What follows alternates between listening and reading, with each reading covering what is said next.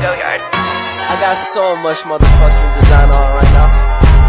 Break it down, bring it back, make it clap. I got 3 old thoughts, new guap, where that thing. Bitches on my line, and you know they come strapped. Oh no, what it not, 45, scope it cash like whoa.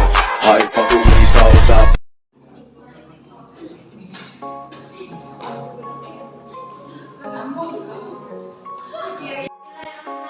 Assalamualaikum warahmatullahi wabarakatuh. Waalaikumsalam Warahmatullahi wabarakatuh.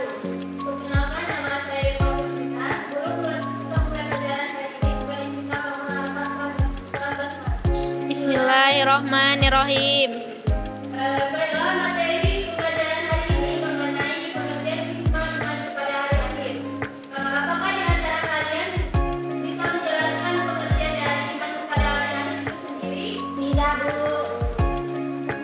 Pengertian yaitu iman kepada hari akhir adalah percaya dan meyakini bahwa seluruh alam termasuk dunia dan sisinya mengalami kehancuran, di mana dijelaskan dalam dalil serta dalam Al-Quran yaitu Al-Quran ayat 7 yang mengenai iman kepada hari akhir itu sendiri, yaitu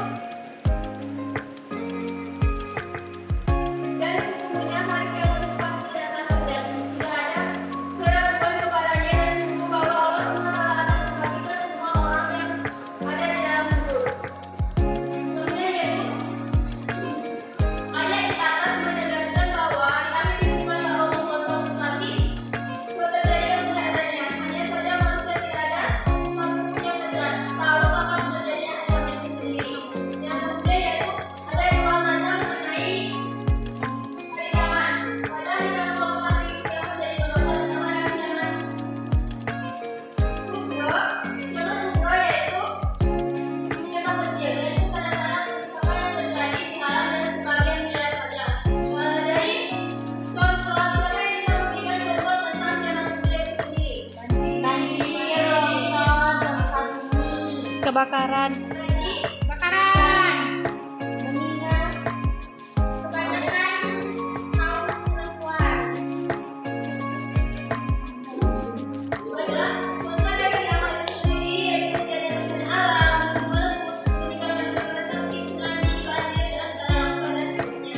Kemudian yang kedua yaitu kiamat kubro. Kiamat kubro atau kiamat besar. Kiamat besar yaitu terjadinya kehancuran yang menimpa seluruh alam hingga dunia pura-puranya dan bisa hancur. Kehidupan manusia akan terganti dengan alam yang baru yaitu alam akhirat. Kemudian yaitu mengenai kiamat itu sendiri kan pasti kedatangan dengan semua orang mempercayai kapan kiamat akan terjadi. Misalnya tanda-tanda mengenai datangnya hari kiamat. Yang pertama yaitu keluarnya dajjal yang ada manusia godaan yang sesat, di mana dajjal tidak akan mengajar manusia. Godaan yang sesat yaitu memaksa manusia yang membuat tempatnya membawa manusia kepada jalan kesesatan. Kemudian keluarnya Imam Mahdi. Al-Mahdi merupakan seorang pemimpin yang dipimpin oleh Allah SWT untuk menunjukkan segala bentuk kealiman termasuk mengurangi dajjal dan menegakkan keadilan di seluruh muka bumi. Yang kemudian yaitu turunnya Nabi Isa bin Maryam, yaitu firman Allah SWT dalam surat An-Nisa ayat 199 menyatakan bahwa tidak ada seorang pun dari kami Isa kecuali kami beriman kepada Nabi Isa bin Maryam itu sendiri. Kemudian perbuatannya yaitu yang wajib, di mana jadi berjalan atau orang-orang